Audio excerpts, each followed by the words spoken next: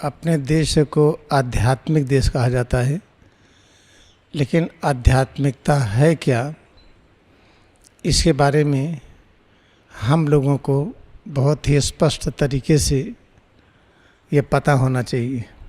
जैसे ध्यान कर रहे हैं, क्रिया योग कर रहे हैं, ठीक है, आध्यात्मिक जीवन का श्रेष्ठतम रूप है, लेकिन कहाँ करेंगे? पृथ्वी पर करेंगे, किस जगह पर करेंगे? क्रिया आश्रम है, तो क्रिया योग आश्रम की व्यवस्था बनाना भी आध्यात्मिक विस्तार का एक भाग है। चलिए, क्रिया योग आश्रम की व्यवस्था बनाना है, तो क्रिया योग आश्रम कहाँ है?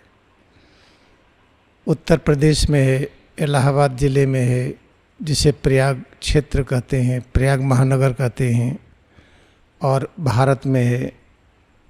तो इसी के साथ साथ पूरे इलाहाबाद का वातावरण ठीक करना, उत्तर प्रदेश का ठीक करना, भारत का ठीक करना, ये भी आध्यात्मिकता में ही आता है।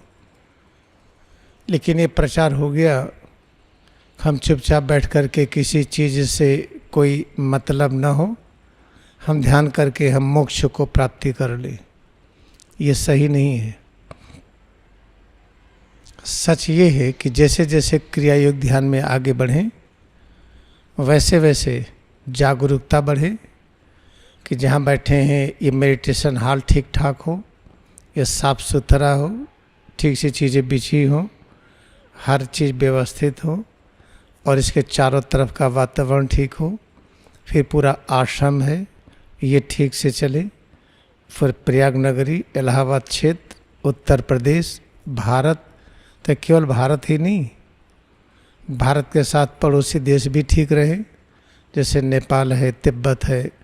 अपना भारत देश ये सब टुकड़े टुकड़े हो गए जब हिंदुत्व का, सनातन धर्म का, भारतीय संस्कृति का गलत प्रचार हुआ।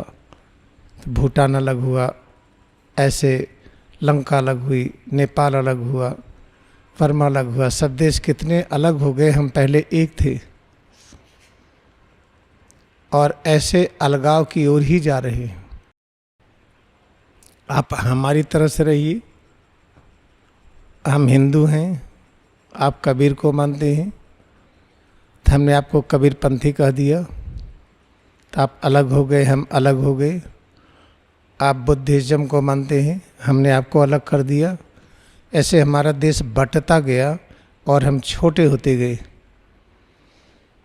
और जब गौतम बुद्ध थे तो उनका ज्ञान इतना फैला था कि एकता इतनी अधिक थी कि हम ईरान तक थे।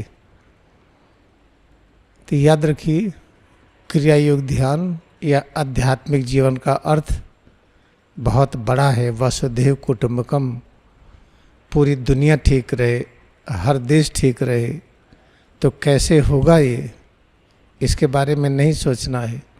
कर्मण्येव अधिकारस्ते मां फलेषु कदाचन।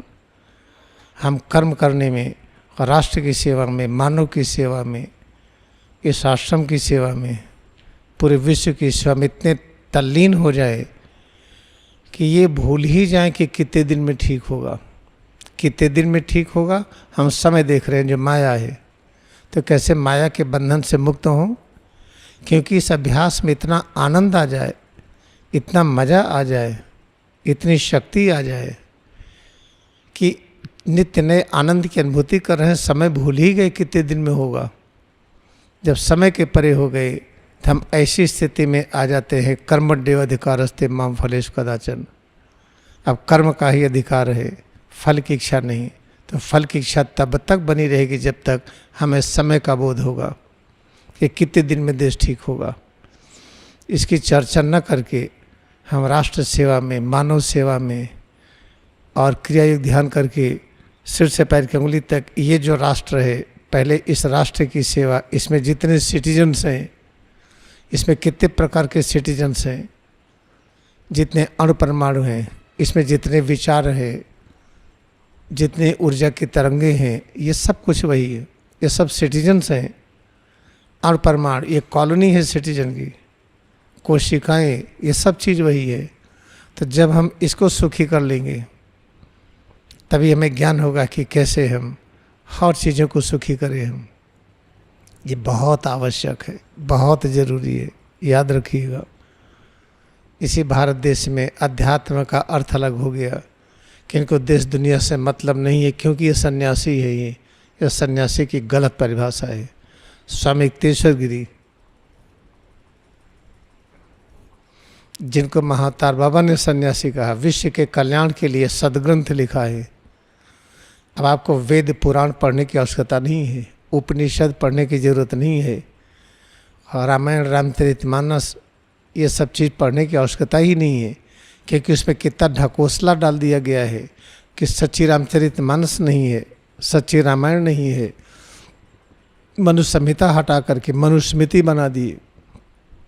कहीं कोई प्रामाणिकता नहीं है। ये प्रामाणिक सदग्रंथ है। ये मानव के कल्याण के लिए बनाया गया है। तो याद रखिए, अगर स्वामी युक्तेश्वर गिरी कहते कि संन्यास का अर्थ है केवल हम परम ज्ञानी हो जाए, तो ऐसे बड़े सदग्रंथ लिखने की क्षमता न होती। पहली बार कोई विश्व में ऐसा सदग्रंथ लिखा गया है प्रामाणिकता के साथ कि समय आरोही द्वापर युग चल रहा है। और देखिए, महाअवतार बाबा जी इसी बटवृक्ष के नीचे प्रयाग क्षेत्र में वर्तमान द्वापर युग के 194वें वर्ष में परम गुरु राज महाअवतार बाबा जी से प्राप्त हुई आज्ञा के अनुसार यह कृति जगत के कल्याण के लिए, संसार तापों से विदग्ध जनों की तुष्टि के लिए प्रकाशित की जा रही है। इस केवल दर्शनम की रचना कड़ार वंश के क्षेत्रनाथ एवं कादम्बिनी के सुपुत्र प्रियनाथ स्वामी द्वारा की गई। यह स्वामी की उपाधि महाअवतार बाबा ने दिया है, और सन्यास की परिभाषा इसमें लिखी हुई है।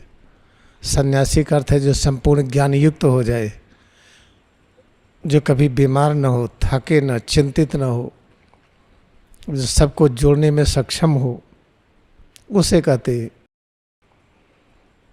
तो याद रखिए कि अगर हम सब लोग मिल करके इस तरह से गांव-गांव में, शहर-शहर में, एक एक घर में इन सब की चर्चा नहीं करते हैं, तो न तो अपना कल्याण होगा न राष्ट्र का कल्याण होगा।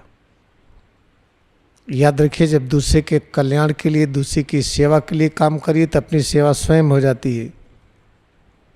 और सबसे खुशी की बात कि हम आपके साथ हैं। अंधकार नहीं होगा, शास्त्रों की गलत व्याख्या नहीं होगी, गलत दिशा निर्देश नहीं होगा, कोई घृणा की बात नहीं होगी, अलगाववादी विचार नहीं होगा। जो चीज़ कही जाएगी सर्वमान्य होगी, कोई इसको काट नहीं पाएगा। पृथ्वी पर कोई बड़ा से बड़ा विद्वान आए, बहुत बड़े से बड़े साधु संत के रूप में कोई भी आए, जो चीज़ कही जाएगी उसको कोई काट नहीं पाएगा, गलत नहीं सिद्ध कर पाएगा। ताई हम लोग संकल्प लें कि घर घर जा कर के, जैसे महात्मा गांधी गए थे, महात्मा गांधी बड़ी बड़ी सभा लगा करके देश परिवर्तन नहीं किए, सुबह से शाम तक लोगों से मिलते रहे, घर घर में जाते रहे। तो इस तरह से संकल्प लीजिए, आइए हम लोग संयुक्त रूप से ये कार्यक्रम में भाग लें और साथ रहते रहिए। दिन भर क्रिया योग ध्यान करते रहेंगे और आगे बढ़ते रहेंगे। ये बहुत आवश्यक है। ये और आप सबके रहने के लिए जो इसमें भाग लेंगे, ये पूरा आश्रम है। ये आपके खाने पीने रहने के लिए, जो लोग किराए पर कुछ लोग रह रहे हैं, नॉमिनल किराया भी है, उनसे निवेदन करेंगे अपनी व्यवस्था कहीं और करेंगे। वो इस तरह से आश्रम पूरी तरह से व्यवस्थित हो जाए पूरे राष्ट्र की समस्याओं को दूर करने के लिए।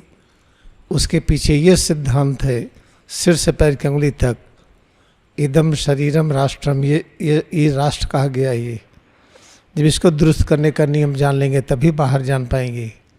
हमें ब्लड प्रेशर है, गठिया है, लग रहा है कि बुढ़ापा आ रहा है, थकावट आ रही, तो आगे सेवा नहीं कर पाएंगे। महात्मा गांधी भले ही 78 वर्ष के हों, 78 वर्ष के थे, देखने में भले ही शरीर बूढ़ी लगती हो, लेकिन हर युवा से अधिक युवा थे। 78 वर्ष की उम्र में 18 घंटा चलना जनवरी में, बरसात में, तेज हवा में, ये तो युवा भी नहीं चल पाएंगे। सबके दिमाग के तक कन्विंस कर लेना कि कत्लेआम बंद हो जाए, लोग अपने अपने में रहें, किसी को कोई छेड़खानी न करे, बहुत बड़ी बात है ये। इन सब चीज़ों पर ध्यान दीजिए और अपने मन को तैयार करिए। This is the important things. Now I am going to give you 5 minutes practice. Join with me. हम आपको 5 मिनट अभ्यास कराने चल रहे हैं, ज्वाइन करिए हमें।